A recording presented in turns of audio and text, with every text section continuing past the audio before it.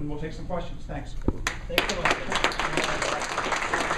So, three questions we heard, because one is, will you support the half-cent sales tax that voters approved for public transit and for property tax rules?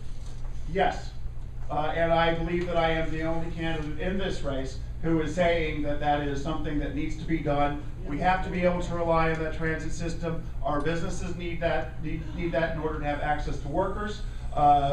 Transit gets you back and forth to work. I know it's a yes or no answer question, but I also want people to know that when we did the candidate forum the other day at Marquette Law School, I took the bus down there with my staff, and I'm proud of that. Will you support a resolution that requires the county to lobby our congressional delegation to eliminate military spending in Iraq and Afghanistan and use the money to meet domestic needs? Yeah, clearly, we have seen over the years an abandonment of a lot of the social contract that has kept us safe. You cannot say, I cannot say as the child of a military family and as a military veteran myself, that we're going to end the military spending.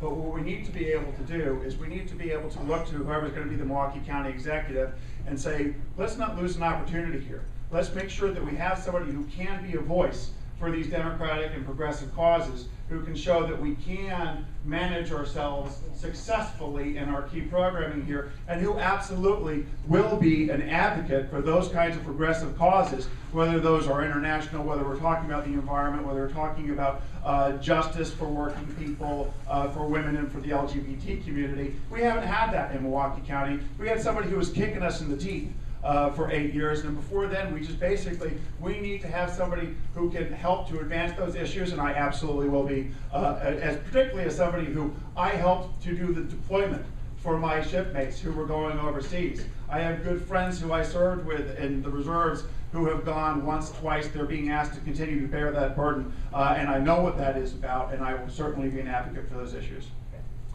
Thank you. And then the third question is, parts of Milwaukee County have infant mortality rates reportedly as bad as Sub-Saharan Africa.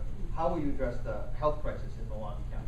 All right. Thank you for that question as well. It's not just an infant mortality rate that is atrocious. It is also, I remember years ago seeing a retrospective 20 years or it was 10 years after the fall of apartheid in South Africa, and talking about the employment levels in Soweto and how they remain unacceptably high. They were essentially better than the unemployment levels for African American male wage earners of prime wage earning age in Milwaukee County, in the north side of Milwaukee. And that's something that ought to be unacceptable to all of us. In terms of this specific question dealing with the issue of infant mortality, look, I was raised in a family where it was just part of our faith tradition, something that Hubert Humphrey once said, that the moral quality of government is judged based on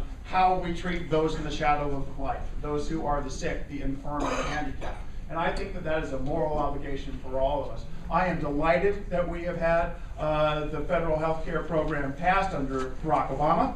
I am delighted that here in Milwaukee County, not in Milwaukee County, but in the state of Wisconsin, that we had led the way in the state Senate, helping to pass a comprehensive health care program for everyone. And I think that what you've got to have is you've got to have that community-based health centers. You have to make sure that we fight this Republican plan to try and repeal these advances. And I think that not only employment, but also the health issue and infant mortality in our county is unacceptable. Two more questions from public here. You had your hand up first. Yep. What can the county do about the redistricting that's bound to come because of the census, and the Republicans are in control now at the state? Organize, organize, organize. Look, my race, and this is one thing where this took a gut check for me, guys, for me to get into this race after November. This was not easy in order to do so, and I took the counsel of a number of very good people around me. Many people were asking me to get into this race, and they said, well, how is it that you ended up losing this race as it went? Look, it was 48-52. I mean, we ran a very good race. We won the Milwaukee County portion of this district. 30,528 people in Milwaukee, West Milwaukee, West Dallas and Wauwatosa voted for me.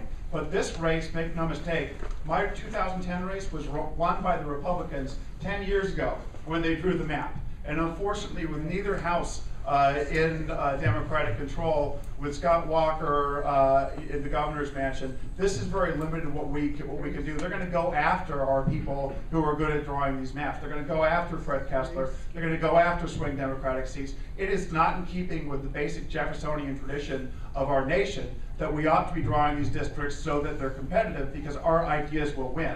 But what you need to do is you need to buckle down in a race like this and say, we're not going to just sit here and say, please stop kicking me. We're going to go after these people and we're going to hold them accountable. One more question? Okay. Who are you and what are you running? I am Jim Sullivan and I am running for county executive. Thank you very much. Natural way out on that question. All right, we'll let you go. All right. Great. All right, Thanks so much, Jim. Well, what a great night.